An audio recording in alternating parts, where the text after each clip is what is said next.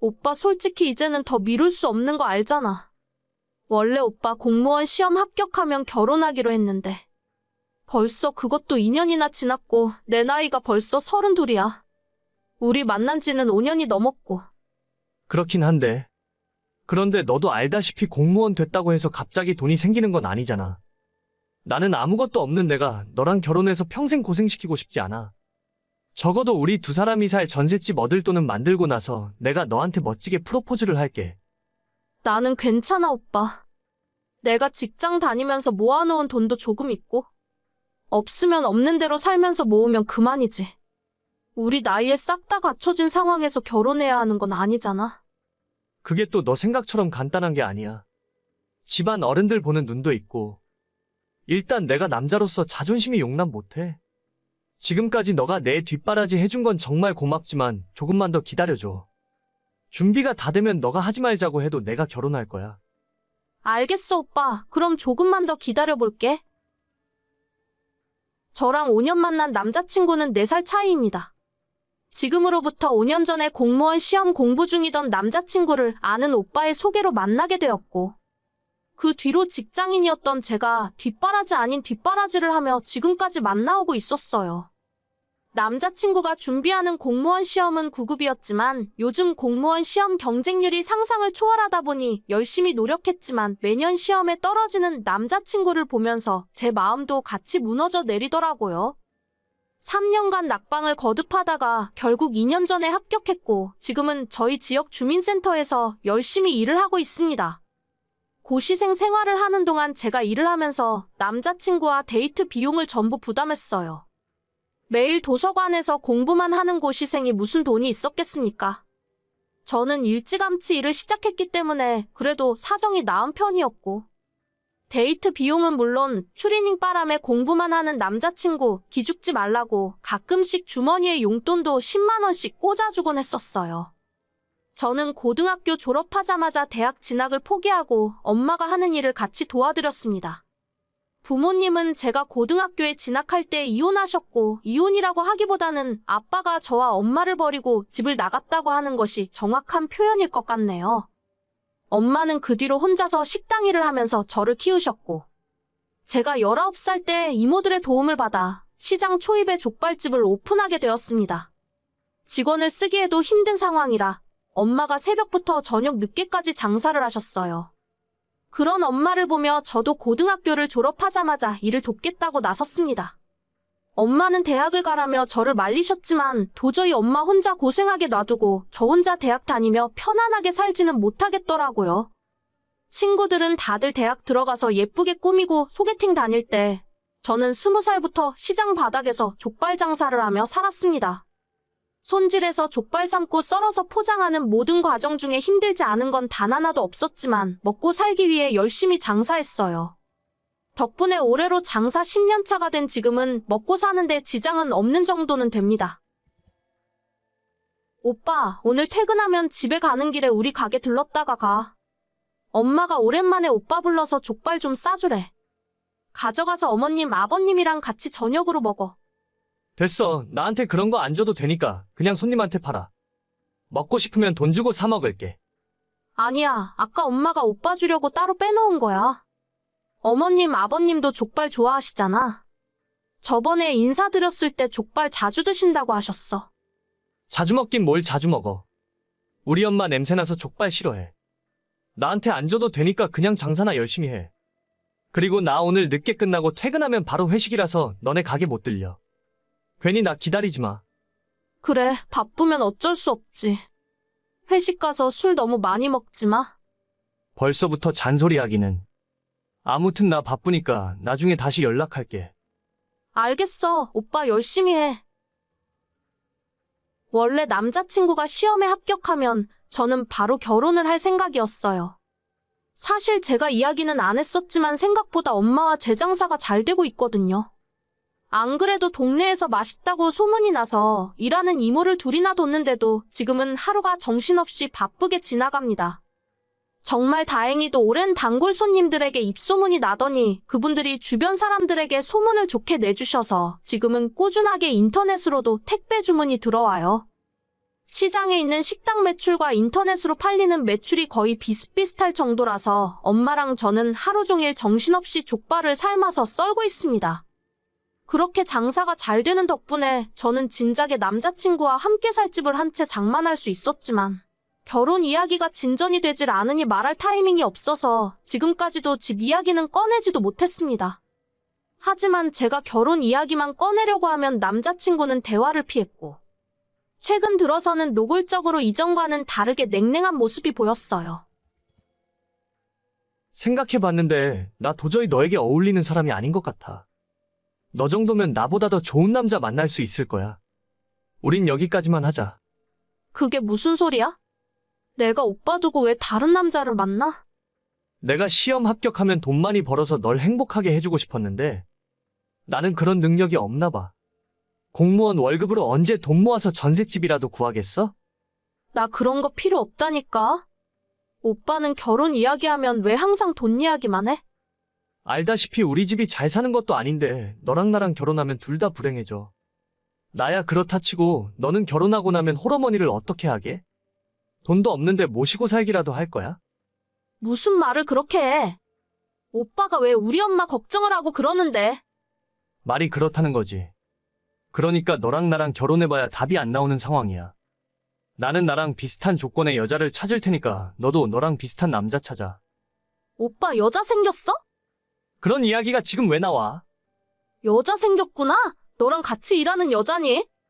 그런 여자 만나니까 시장에서 장사하는 내가 여자로 안 보여. 내가 진짜 말을 말아야지. 사람이 끼리끼리 어울리는 사람이 있는 거야.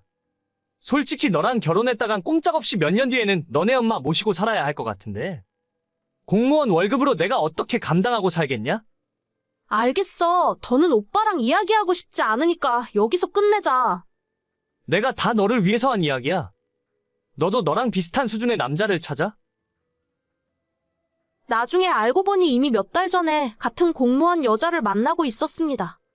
사실 이미 몇 달 전부터 남자친구의 태도가 많이 달라졌기 때문에 어렴풋이 무슨 심경의 변화가 있긴 있구나 생각하고 있었죠. 그래서 헤어지자는 소리를 들었을 때도 큰 충격과 슬픔보다는 배신감에 몸서리치며 분노했죠. 지난 5년의 시간이 아깝고 이런 놈한테 농락당한 내 자신이 한심했지만 이제 와서 떠난 사람의 마음을 돌릴 수는 없었습니다. 그냥 다이자 생각했고 오히려 더 일에 몰두하며 살았어요. 앞으로 다신 연락할 일 없다고 생각했는데 며칠 전 갑자기 연락이 오더라고요. 너 왜 지금까지 날 속이고 있었어? 뭐야, 갑자기 연락해서 이게 무슨 헛소리야? 아니, 너네 족발집 엄청 유명하잖아. 우리 사무실 사람들 중에 너네 엄마 가게 모르는 사람이 하나도 없더라. 얼마 전에 TV에도 나왔네. 그게 이제 와서 뭐가 중요해? 대체 무슨 말이 하고 싶은데? 하루에 매출 얼마씩 나와? 100만 원 넘게 벌어? 내가 그걸 말해줄 의무가 있어? 아, 빨리 얘기해봐. 100만 원 넘게 파냐고. 진짜 아무것도 모르네. 100만 원 팔아서 일하는 이모들 월급도 못 줘. 보통 500 정도 팔아. 됐냐? 뭐? 500? 족발 팔아서 한 달에 1억을 넘게 번다고? 하나하나 설명하기도 귀찮다. 쓸데없는 소리 계속 할 거라면 나 오빠 차단할게. 잠깐, 내가 생각해봤는데 우리 5년 만난 정이 있는데 어떻게 이대로 끝내? 일단 이번 주말에 잠깐 만날까? 내가 밥이라도 한번 사줄게. 진짜 정 떨어진다. 이런 남자가 뭐가 좋다고 5년 동안 쫓아다녔는지. 이제 차단할게. 앞으로 연락하지 마. 잠깐만, 내 말 좀 들어봐. 왜 돈 잘 번다고 미리 이야기 안 했어? 어디서 주워들었는지 제가 돈 많이 버는 줄 알고 연락을 하더라고요. 매출이 저 정도 나오는 건 맞아요. 근데 저 인간이 장사를 한 번도 안 해본 사람이라 1억 벌면 1억 남는 줄 아나 봐요. 재료비에 인건비도 빼고 월세 빼고 세금도 따로 빼놓고 나면 그렇게 엄청난 부자는 아니고 엄마랑 먹고 살 정도 수준은 됩니다. 사실 그것보다 지난 5년 동안 제 옆에서 그렇게 봤으면서 어떻게 전혀 모르고 있었는지. 그게 더 한심해요. 사람이 끼리끼리 맞는 사람이 있다고 하더니 그 말이 정말인가 봐요. 난 아무것도 필요 없으니 결혼만 하자고 했을 때도 눈치를 못 채다가 이제 와서 뒤늦게 이러는 걸 보면 너무 한심합니다.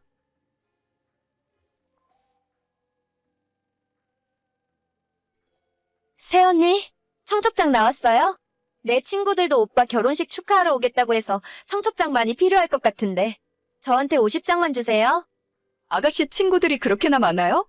저희 청첩장 200장밖에 안 찍었는데. 일단 제 거 먼저 드리고 나중에 더 뽑으면 돼요. 제가 중학교 때도 계속 반장했었고 고등학교 때 학생회장도 했었기 때문에 친구들이 정말 많거든요. 대학 친구들도 연락해보니까 이번에 거의 다 오겠다 하더라고요. 사실 50장도 정말 부족하긴 한데 멀리 사는 애들은 모바일 청첩장 보내면 되니까요. 그래요? 제가 친구가 많이 없어서 아가씨 친구들이라도 많이 오면 좋죠. 오늘 저녁에 일단 50장 먼저 드릴 테니까 모자라면 또 말씀하세요. 제 친구들이 우리 오빠랑 얼굴도 다 아는 사이기 때문에 얘기하니까 저를 봐서라도 많이 참석할 거예요. 한 100명 넘을지도 몰라요. 예식장 넓은 곳으로 잡으셨죠? 글쎄요. 그렇게까지 많이 오면 다 감당할 수 있을지는 모르겠네요. 그래도 예식장에서 100명 정도 더 오는 건 괜찮다고 했어요. 알겠어요. 그래도 제가 주변 언니들 결혼식 몇 번 가봤는데 사람 없으면 엄청 설렁하고 불쌍해 보이더라고요. 무조건 많이 오는 게 나은 거니까 저만 믿고 있으세요? 저는 지난 7월에 결혼해서 새 신부가 되었습니다.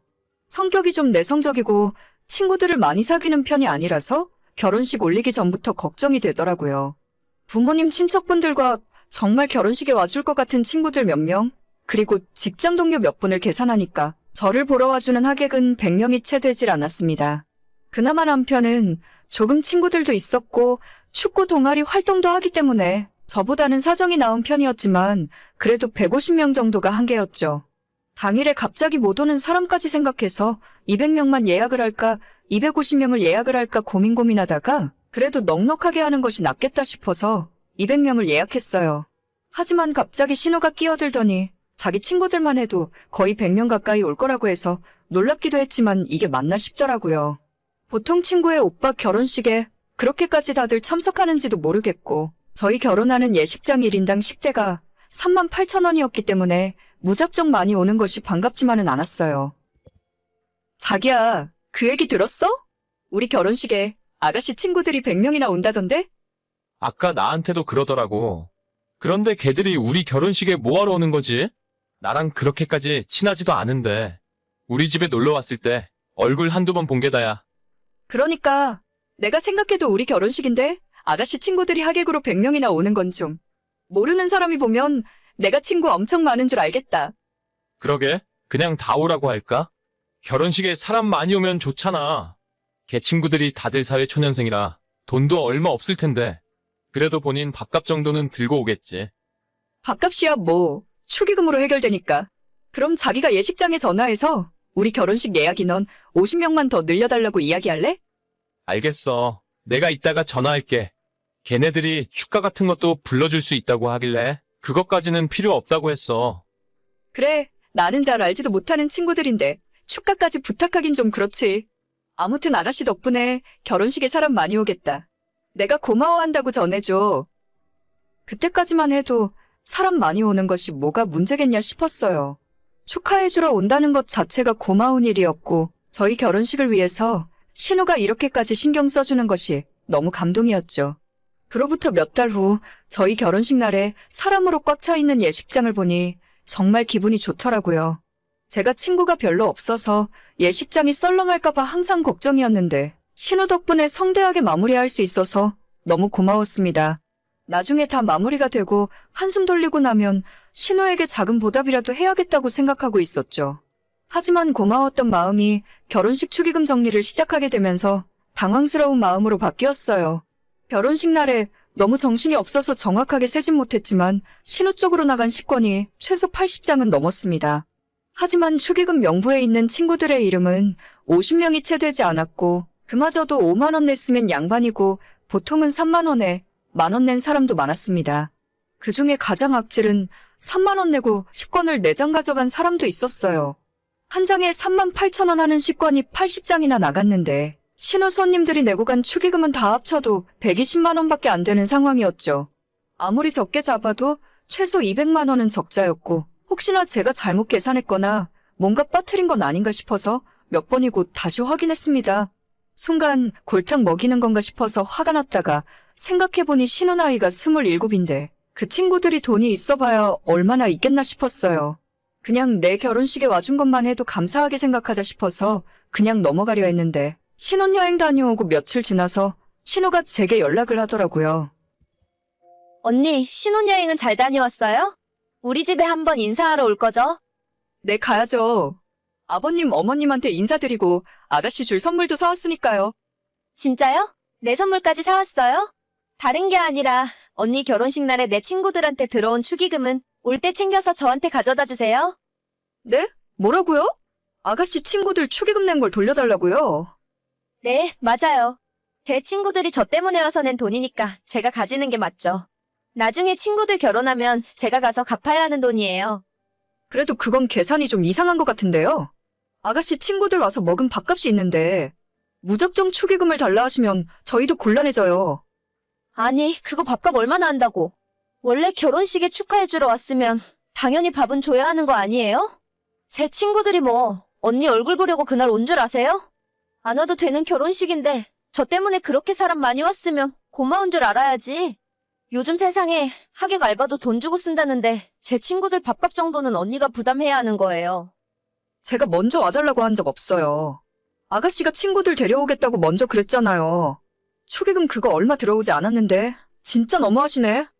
지금 말 다 했어요? 그럼 내 친구들이 준 축의금에서 밥값 빼고 나머지만 주세요.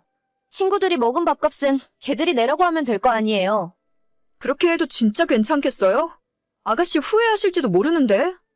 내가 후회하긴 무슨 후회를 해요? 대신 애들 먹은 밥값 빼고 나머지 돈은 똑바로 저한테 가져와요. 올 때 축의금 명부도 같이 가져오시고요. 네, 알겠어요. 분명히 친구분들 식대는 아가씨 돈에서 제하면 되는 거 맞죠? 내가 그렇다고 몇 번을 말해요. 계산이나 똑바로 해서 가져와요. 그렇게 저는 신우가 원하는 대로 신우 친구들에게 나간 식권 숫자와 모두 합한 식대, 그리고 신우 앞으로 들어온 축의금을 전부 정리해서 명부와 함께 보기 좋게 정리해놨어요. 제가 회사 다니면서 밥 먹고 하는 일이 이런 비슷한 일이라서 아주 식은 죽 먹기였죠. 모두 계산하고 났더니 오히려 신우가 저에게 줄 돈이 220만 원 정도 되더라고요. 남편에게 당신 동생이 나보고 이렇게 하라더라 이야기를 해줬고, 처음엔 이번 축의금 문제를 좋게 생각하고 넘어가려 했던 남편마저 화가 머리끝까지 났습니다. 남편이 그날 저녁 당장 시댁으로 달려가서 집안을 발칵 뒤집어 버렸어요. 봉투에 담아간 축의금을 신우에게 던져주면서 네 친구들 식대 300만 원 당장 달라고 소리를 질렀죠. 원래 330 넘게 줘야 하는데 그래도 동생이니까 아래는 빼주겠다면서 300만 원만 달라고 했어요. 그리고 사실 저희 신혼여행 갔다 오면서 신우한테 선물로 가방을 하나 사서 가져왔었거든요.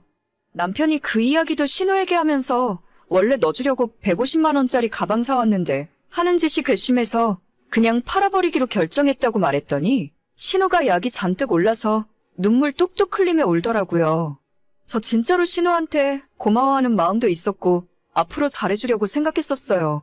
신우 친구들한테 들어온 축의금이 생각보다 너무 적었지만 그래도 와준 것만 해도 고맙게 생각하면서 돌아오는 길에 신우 가방을 사자고 한 것도 남편이 아닌 저였습니다. 서로 좋은 게 좋은 거라고 내 쪽에서 먼저 마음 열고 다가가려 했는데 신우가 이런 식으로 싸가지 없게 나오면 앞으로 저도 똑같이 해줄 거예요. 300만 원 정말 줄 때까지 맨날 이야기할 거고 끝까지 받아낼 겁니다.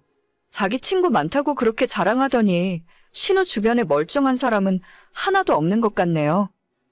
오늘의 사연은 여기까지입니다. 구독과 좋아요, 알림 설정은 많은 힘이 됩니다.